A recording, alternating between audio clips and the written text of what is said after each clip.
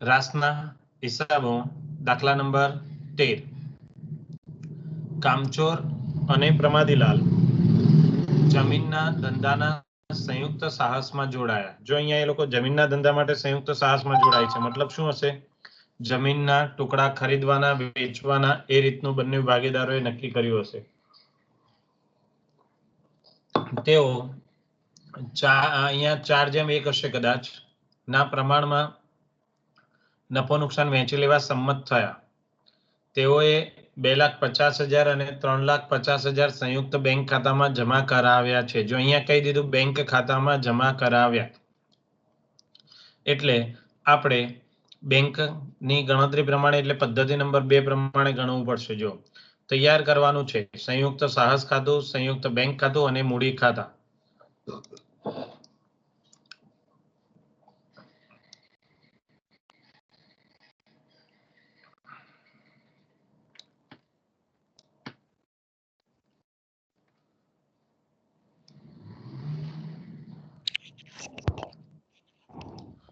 નફા નુકસાન વેચણીનું પ્રમાણ શું હતું? દાખલા નંબર 13 પેજ નંબર 115 છે ને મિલન? સર 116 છે પેજ નંબર। અને નફા નુકસાન વેચણીનું પ્રમાણ 4:1। હા સર। ઓકે 116 તો આમાં મારે સુધારવું પડશે ઉપરના દાખલામાં 100 ને ના સર 115 જ છે સોરી સર। હે 115 જ છે મેં બાજુવાળા પેજ નું જોયું ને એટલે। ઓકે ઓકે હા ચલો કઈ વાંધો નહીં। ચલો 4:1 ના પ્રમાણમાં નફો નુકસાન વહેંચી લેતા ભાગીદારો છે।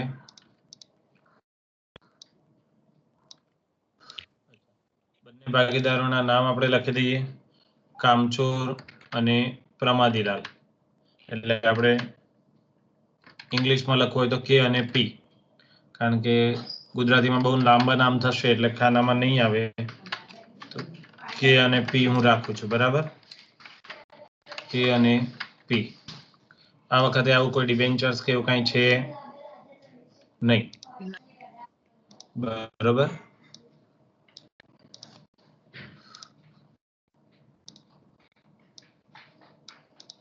Okay fine. હવે બેંક ખાતું બંને ભાગીદારોએ કેટલા રૂપિયા લાવ્યા છે? જો પહેલી જ રકમમાં પહેલા જ વાક્યમાં હોય તો નફા નુકસાન વહેંચણીનું પ્રમાણ શું નક્કી થયું હતું બંને વચ્ચે?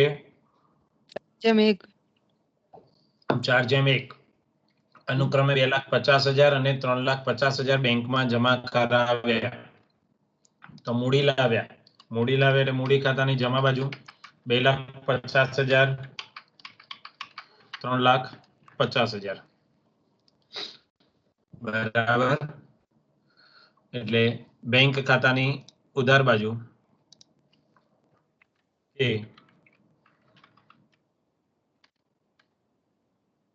2,50,000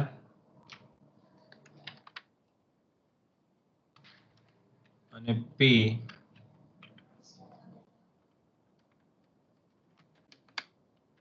3,50,000 તો કેટલું થાય ટોટલ બંનેનું થઈને 6 લાખ રૂપિયા।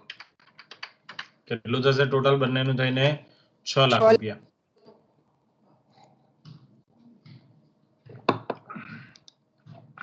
ત્યાર પછી આગળ તેઓએ 5,000 ચોરસ મીટર જમીનનો એક પ્લોટ ચોરસ મીટર 105 ના ભાવે ખરીદ્યો અને નીચે મુજબના ખર્ચ બેંકમાંથી ચૂકવ્યા હતા। એટલે જે જ્યાં જમીનનો ટુકડો ખરીદ્યો એના પણ પૈસા બેંકમાંથી ચૂકવ્યા અને આ બધા જ ખર્ચ બેંકમાંથી ચૂકવ્યા। એટલે આપણે એન્ટ્રી કરવી પડે ખર્ચ છે એટલે રાસ ખાતાની ઉધાર બાજુ એન્ટ્રી કરવી પડશે આપણે।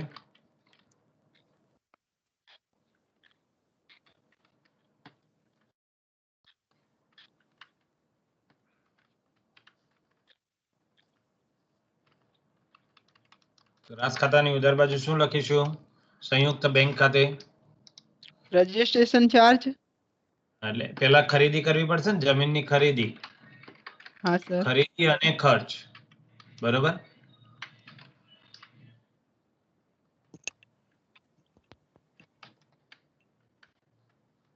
પહેલા જમીન, આપણે બધું ગુજરાતીમાં લઈ લઈએ. જમીન, પછી રજીસ્ટ્રેશન ચાર્જ, એટલે પછી અંગ્રેજી આંકડા લખી દઈએ એક સાથે.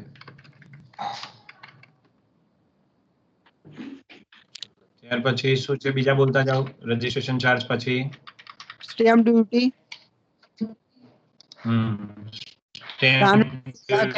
કાનૂની ફી, પરચુરણ ખર્ચ, ડ્યુટી, પછી કાનૂની ફી, પરચુરણ ખર્ચ, પરચુરણ ખર્ચ, દલાલી,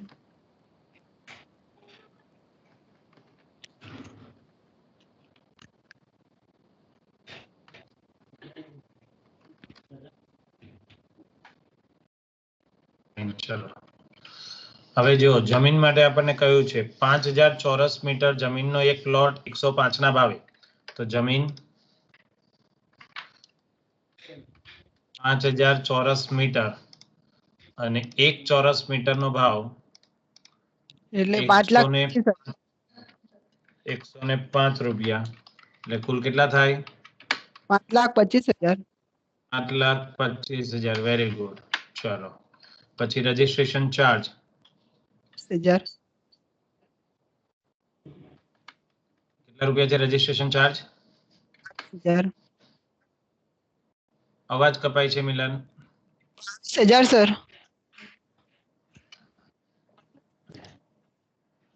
25,000. 20,000 સર. 20.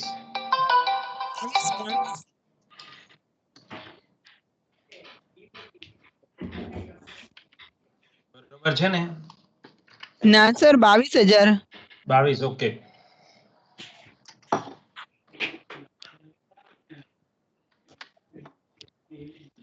Stamp duty 15,000.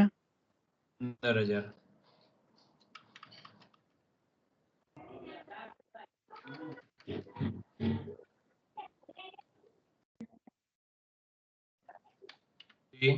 કાનૂની fee 2,500. 2,500. 2,500.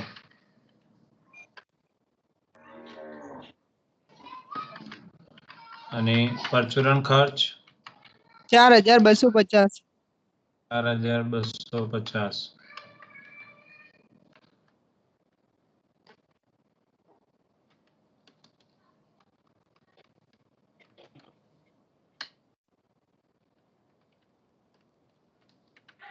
દલાલી 12,000.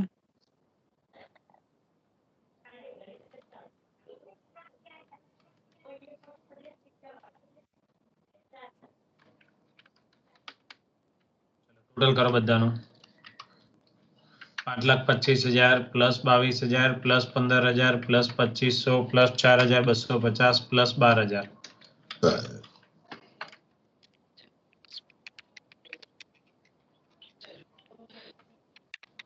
2,500 plus 4,250 plus 12,000. Sir 5,80,750. 5,80,750. Okay બરાબર છે. 5,80,750 રૂપિયા.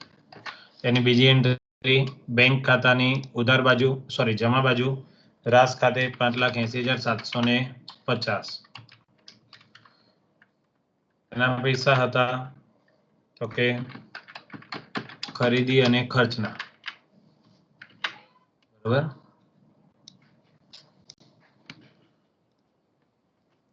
આગળ રકમ વાંચીએ હવે આપણે. હવે એ લોકોએ જમીન જે 5,000 ચોરસ મીટર લીધી હતી એને વેચવા માટે એક પ્લાન બનાવ્યો. એ લોકોએ શું પ્લાન બનાવ્યો છે વાંચીએ. જમીનના પ્લોટ વેચવા તેઓએ એક પ્લાન બનાવ્યો. આ પ્લાન મુજબ કુલ જગ્યાનો 20% ભાગ જાહેર રસ્તા માટે, 10% ભાગ જાહેર બગીચાઓ માટે ફાજલ રાખવામાં આવ્યો. ફાજલ રાખવામાં આવ્યો મતલબ ખાલી છોડી દેવામાં આવ્યો. એટલે તમારો જે 5000 ચોરસ મીટર ટોટલ જગ્યા છે એ 5000 ચોરસ મીટરના ટુકડામાંથી 20% ભાગ એ રસ્તાઓ માટે છોડી દેવાનો. તો 20% એટલે 5000 ના 20% એટલે કેટલા થાય? 5000 ના 20% કેટલા થાય? 1000. અને 10% ભાગ એટલે 500 ચોરસ મીટર એ આપણે બગીચા માટે છોડી દીધા. અને બાકી જે જગ્યા વધી એના બધાના એક સરખા માપના 25 પ્લોટ પાડવામાં આવ્યા. તો હવે બરાબર 3500 ગુણ્યા તમને આપ્યું છે 3500 ભાગ્યા બાકીના પ્લોટ પ્રમાદીલા વેચ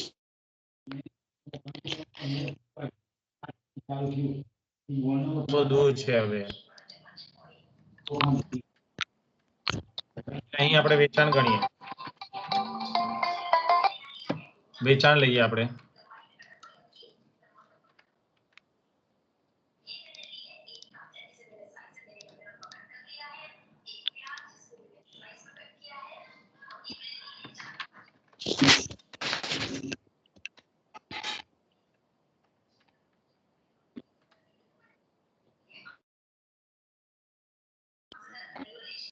ચલો હવે એના ગણતરી કરીએ આપણે વેચાણની. તો કુલ જમીન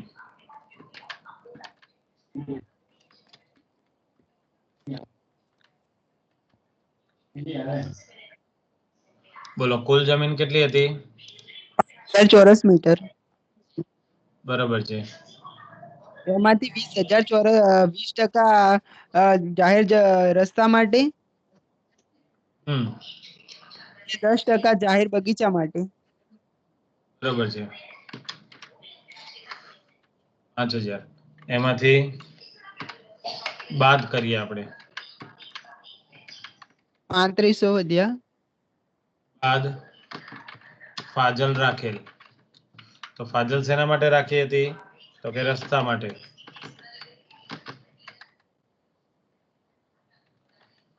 અને બગીચા માટે. બગીચા માટે રાખી 10%. અને રસ્તા માટે રાખી 20%. તો અહીં 1000 અને 500. તો બાકી વધેલ જમીન. તો બાકી જમીન કેટલી વધી? 3500. બરાબર છે. 3500 ચોરસ મીટર. બરાબર.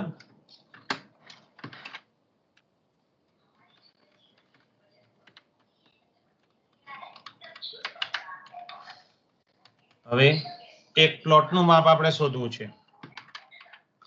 ટોટલ 25 પ્લોટ પાડ્યા. કેટલા ચોરસ મીટરની જગ્યામાં? 3500 ચોરસ મીટરમાં. તો હવે આપણે માપ શોધીએ કે એક પ્લોટનું માપ બરાબર 140 આવશે જવાબ. કેવી રીતે આવે? તો કે કુલ 3500 એવા 25 પ્લોટ પાડ્યા આપણે. કુલ 3500 ના કેટલા પ્લોટ પાડ્યા? 25. તો 3500 ભાગ્યા 25 કરવા પડે. 140 આવે. એટલે 140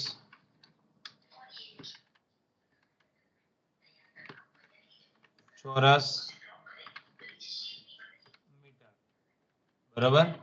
તો એક પ્લોટનું માપ કેટલું થયું? 140 ચોરસ મીટર.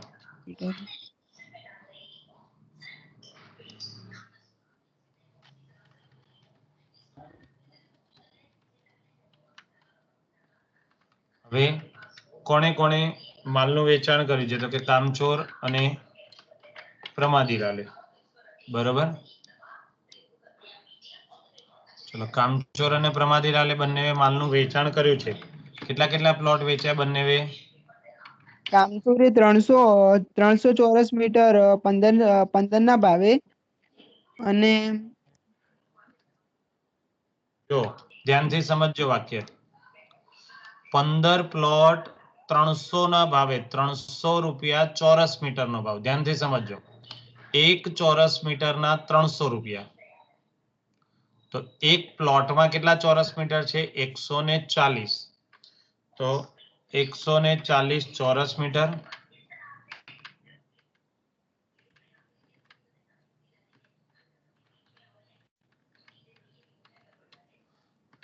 એક પ્લોટ થયો.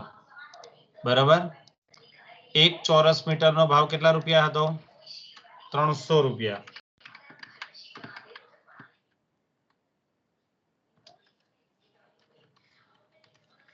એટલે આ જે વેચાણ થયું એ એક પ્લોટ નું થયું કે ના થયું? ખબર પડી? હા સર.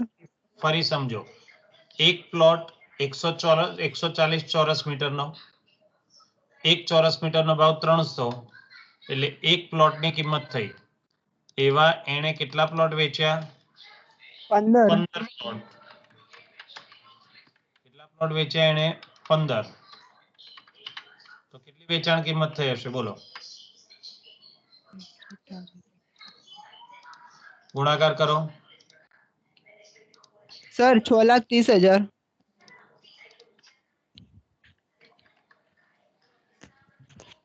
બરાબર. 6,30,000 રૂપિયા. ઓકે.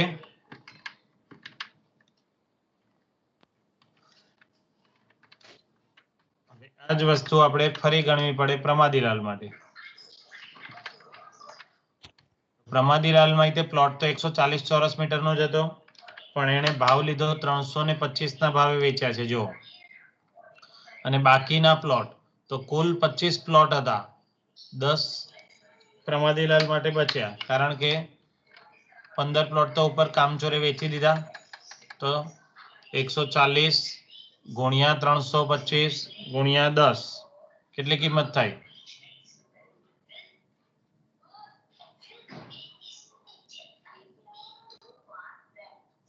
સર 4,55,000. 4,55,000. આ રીતે વેચાણ થયું. તો વેચાણ આપણે રાસ ખાતાની જમા બાજુ, સંયુક્ત બેંક ખાતે વેચાણ. હવે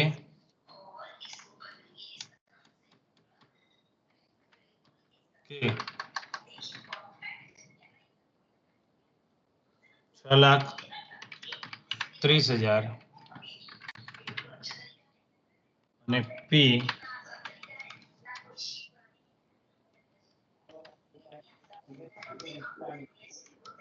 4,55,000, એટલે ટોટલ થાય 10,85,000 રૂપિયા. કેટલા થાય કુલ? 10,85,000.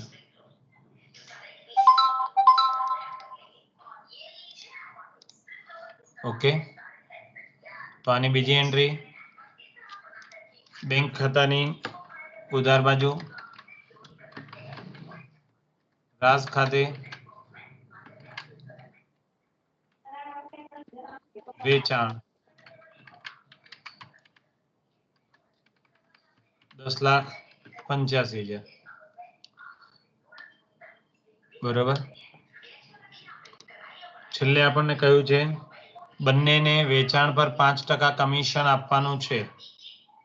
તો કમિશન આપવાનું એટલે બંને ભાગીદારોને આપણે પૈસા, આ જે એમણે વેચાણ કર્યું છે એના 5% કમિશન આપવાનું થશે.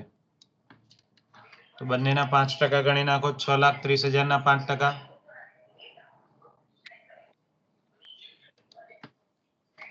6,30,000 ના 5%, 31,500. ઓકે.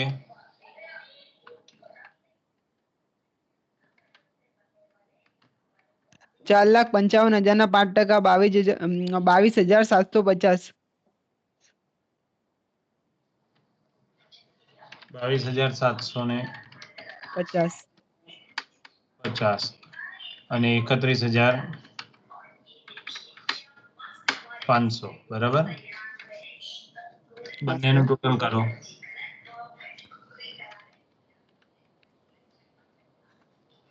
બંનેનું ટોટલ કરો. 31 ને 20 51 ને 52 53,250. સર ફરીથી એકવાર કરી આપો છો. 31,500 પ્લસ 22,750. સોરી 54,000 થશે. 54,250 રૂપિયા.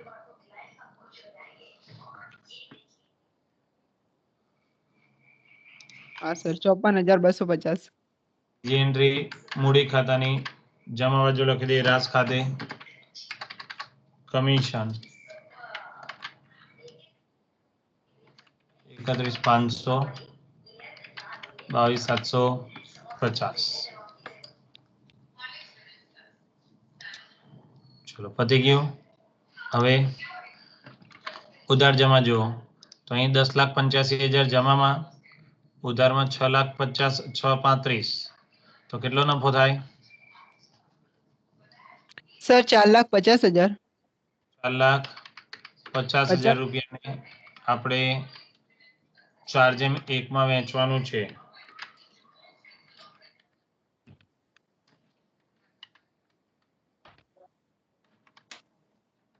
સર 3,60,000 અને 90,000. બરાબર છે.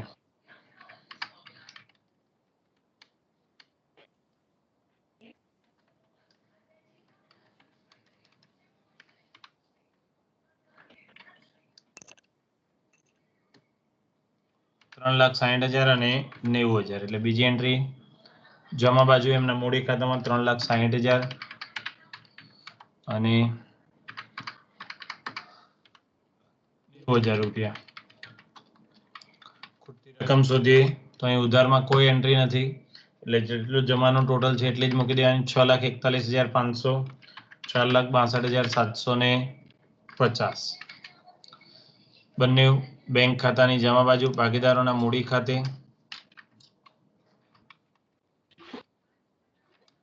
કે 6,41,500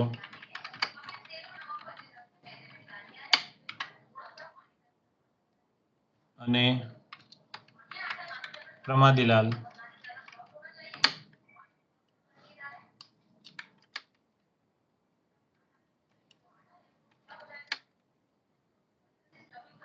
4,62,750.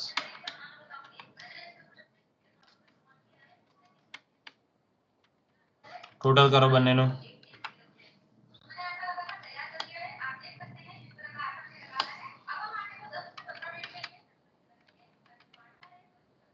$11,04,250 ટોટલ થશે.